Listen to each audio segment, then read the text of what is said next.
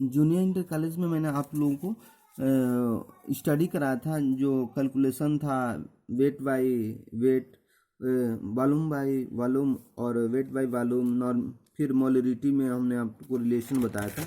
आगे चलने के बाद फिर मैंने आपको स्ट्रेंथ बताया था, और स्ट्रेंथ में और मोलरिटी में दोनों में रिलेशन बताया था। इस लेक्चर में अगले लेक्चर जो होगा, ये जो होगा junior inter college Mehra Deoria, इसमें आप जानेंगे क्लास क्लास 12 में जानेंगे इनऑर्गेनिक केमिस्ट्री।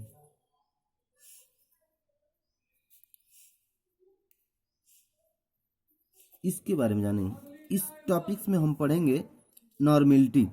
नॉर्मेलिटी क्या होता है, ये बहुत इंपॉर्टेंट टॉपिक्स है, लेकिन ब्रॉड टॉपिक्स है, लंबा टॉपिक्स है, और इसको जानना परम आवश्यक है। जैसे नॉर्मेलिटी होता क्या है, number of equivalent of solute in per litres volume of the solution is known as the normality of the solution. Normality को हमेशा मैथमेटिकल रूप में n से डिनोट करते हैं, या n से प्रदर्शित करते हैं। इसको मैथमेटिकल रूप में भी इस तरह से लिख सकते हैं, number of equivalent of solute बटे volume of the solution. Equivalent को अगर हम EQ से रिप्रेजेंट करें, और ये क्या है, वॉल्यूम ऑफ द सॉल्यूशन को VL से, थोड़ी सा यहाँ तक चले तो इस प्रकार से हमारा n = EQ/VL हो गया, ये फार्मूला हो गया। थोड़ी सी बात आती है कि इक्विवेलेंट होता क्या है। तो इक्विवेलेंट जिस तरह से मोल निकालने के लिए W/m0 अर्थात वेट ऑफ सॉल्यूट बटे मोलर मास ऑफ सॉल्यूट निकालते हैं, उसी तरह से इसके लिए है, इक्विवेलेंट के लिए वेट ऑफ सॉल्यूट बटे इक्विवेलेंट मास। तो इसको EQ = W/em होता है। अब EQ के जगह पे जहाँ EQ है, इसको W/em रख दिया, तो n = हो गया W/em इंटू VL। मैंने इसके जगह पे रख दिया, W/em इंटू VL रख दिया। थोड़ी सी और आगे बढ़ते हैं तो हम ये देखते हैं कि इक्विवेलेंट मास होता क्या है। इक्विवेलेंट मास के लिए फार्मूला होता है मोलर मास बटे n फैक्टर्स। तो मोलर मास बटे n फैक्टर, अभी मैं n फैक्टर भी बताऊंगा। तो मोलर मास बटे n फैक्टर, तो हम क्या रखते हैं, EM के स्थान पे, इक्विवेलेंट मास के स्थान पे m0/n इंटू n फैक्टर्स का मान रख दिए। तो ये W/ ये क्या हो गया, m0, n फैक्टर नीचे है तो ऊपर चला गया, n फैक्टर्स इंटू VL। ये फार्मूला नॉर्मेलिटी के लिए फार्मूला बनकर तैयार हो गया कि नॉर्मेलिटी = वेट ऑफ सॉल्यूट बटे molar mass into volume of the solution into n factors. ये बन के फार्मूला तैयार हुआ। अब बात आती है कि n फैक्टर्स, तो n फैक्टर्स क्या है। तो n फैक्टर्स के लिए अलग में हो सकता हो तो वीडियो भी बनाऊंगा आपको, लेकिन एक n फैक्टर्स एक ब्रॉड टॉपिक्स है, और इस टॉपिक का स्टडी करना परम आवश्यक है कि किस तरह का किसी भी सॉल्यूट का n फैक्टर्स कैसे निकालते हैं। जैसे n फैक्टर निकालना हो, अगर सॉल्यूट एसिडिक मीडियम में मिलाया जाता है, विलयन में एसिडिक मीडियम में, तो एसिडिक मीडियम में क्या होता है, n फैक्टर क्या होगा, तो number of H+ ion given by the acid in equivalent medium are equivalent solution. किसी भी सॉल्यूशन में, है ना, जो है, अगर एसिड के रूप में सॉल्यूट काम कर रहा है तो जितना इलेक्ट्रॉन वो देता है, जितना H+ आयन देता है, उस H+ आयनों की संख्या ही n फैक्टर होती है। जैसे HCl है, अगर इसको एक्वस मीडियम में घुला जाए तो H+ आयन और Cl आयन में टूट जाएगा। इस प्रकार से H+ आयनों की संख्या कितना है, 1 है,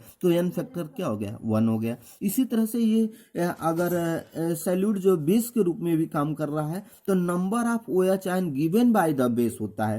तो NaOH सोडियम हाइड्रोक्साइड टूटेगा किसमें, Na+ और OH में। तो कितने OH में टूटा, एक OH में टूटा, तो नंबर ऑफ n फैक्टर्स क्या हो गया, 1 हो गया। क्यों, बेस के लिए क्या हो गया, 1 हो गया। थोड़ी सा और आगे बढ़ते हैं तो हम देखते हैं कि साल्ट के रूप में क्या है, साल्ट के रूप में भी एक काम एसिड के रूप में काम किया, बेस के रूप में काम किया, अब साल्ट के रूप में काम करता है। तो साल्ट के रूप में कैसे काम करता है, जैसे total positive are negative charges on the salt is on the salt are at the salt is known as the N factor. जैसे क्या है कि Na2CO3 एक सॉल्ट है, सोडियम कार्बोनेट, और इसको हम क्या करते हैं कि इस पे कितने चार्ज हैं, तो इस पे कुल चार्ज +2 होगा, इस पे कितना चार्ज होता है तो इस पे -2 चार्ज होता है, तो इसका एन फैक्टर्स क्या हो गया, +2 हो गया, +2 नहीं, इसका एन फैक्टर 2 हो गया, क्योंकि एन फैक्टर पॉजिटिव और नेगेटिव नहीं होता है बल्कि एक नंबर होता है, वो 2, 3, 4, 5 हो सकता है।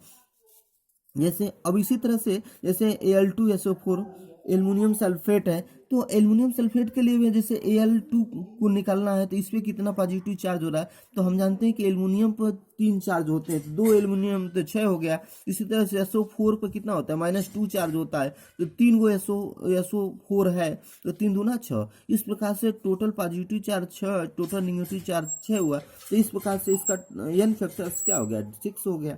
और आगे बढ़ते हैं, हम जानते हैं कि एक और रूप में भी काम कर, साल्ट के बाद एक और रूप में ऑक्सीडाइजिंग एजेंट या रेड्यूसिंग एजेंट के रूप में काम करता है। इस कंडीशन में total number of electrons transfer bye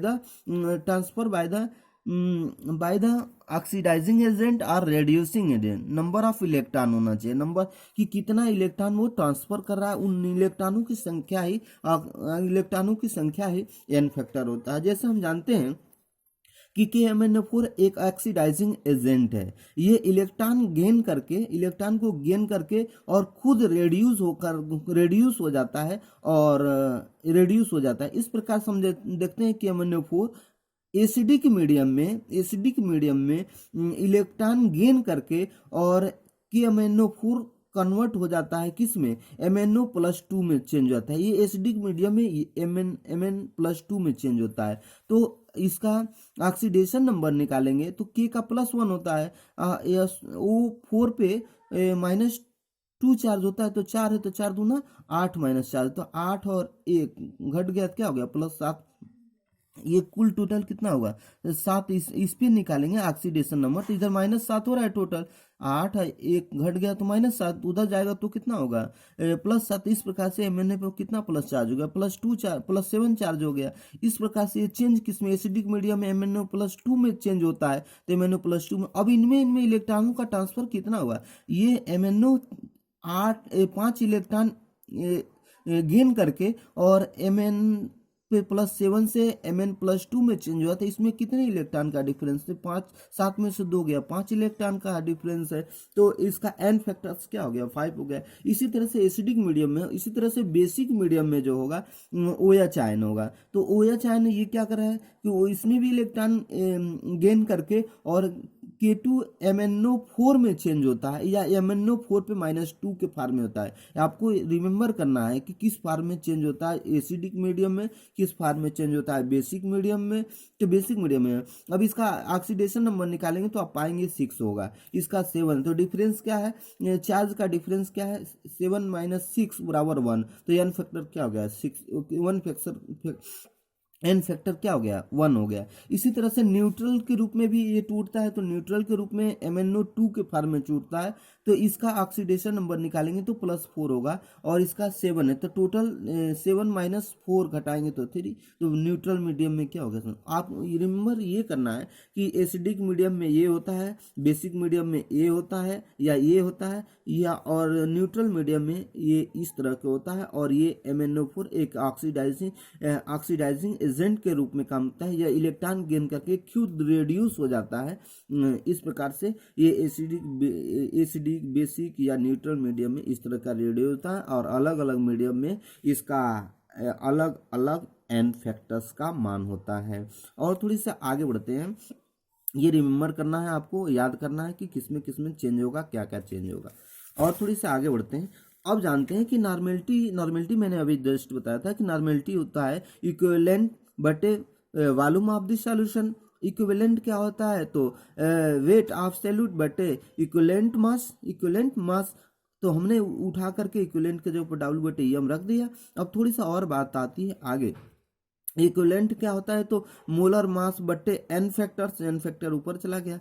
अब थोड़ी सी हम रिलेशन, ये इसका W इंटू एन फैक्टर्स बटे M0 इंटू VL, ये फार्मूला बन के तैयार हो गया नॉर्मेलिटी के लिए। इस तरह से नॉर्मेलिटी इक्वल टू हम कर सकते हैं कि W इंटू एन फैक्टर और बटे M0 इंटू VL होता है वॉल्यूम ऑफ सॉल्यूशन। अब थोड़ी सा और आगे बढ़ाते हैं कि रिलेशन हम जानना चाहते हैं कि नॉर्मेलिटी और मोलरिटी में रिलेशन क्या है। नॉर्मेलिटी और मोलरिटी में रिलेशन, तो हम जानते हैं कि जो है नॉर्मेलिटी के लिए W/M0 इंटू VL इसमें भी है, इसमें है, और इसमें भी M बराबर खुदे, मतलब मोलरिटी जो होता है W/वेट, वेट ऑफ सॉल्यूट बटे molar mass into volume of the solution होता है। तो इसके जगह पे हमने उठा करके M रख दिया, तो M बराबर, तो N इक्वल टू क्या हो गया, N इक्वल टू हो गया पूरा इसके जगह पे मैंने उठा करके यहाँ से यहाँ तक रख दिया है, इतना के जगह पे M रख दिया, तो M इंटू एन फैक्टर्स।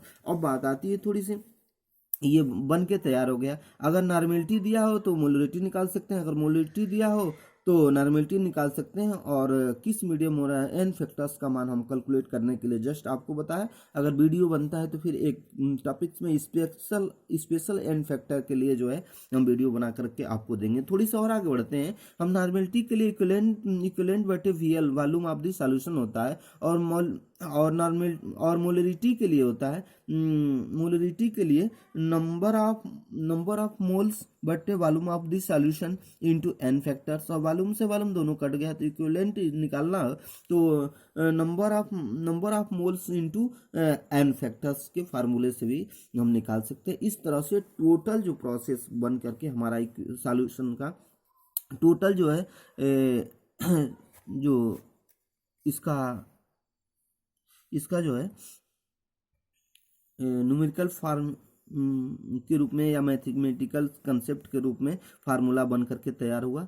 आप इस कॉपी में नोट करेंगे, और नोट करने के बाद इसको याद करेंगे, रिमेम्बर करेंगे, और अगला टॉपिक्स होगा, अगले टर्न पे अगला टॉपिक्स होगा। और ये हमने कंसंट्रेशन के अंडर में टेम्परेचर डिपेंडेंट टर्म के बारे में टोटल पढ़ा दिया। अब इंडिपेंडेंस टर्म के बारे में आपको बताना है टोटल, अब उसको नोट करेंगे, वो भी लंबा टॉपिक्स है और उसको भी स्टडी करेंगे। Thanks very much to you all students.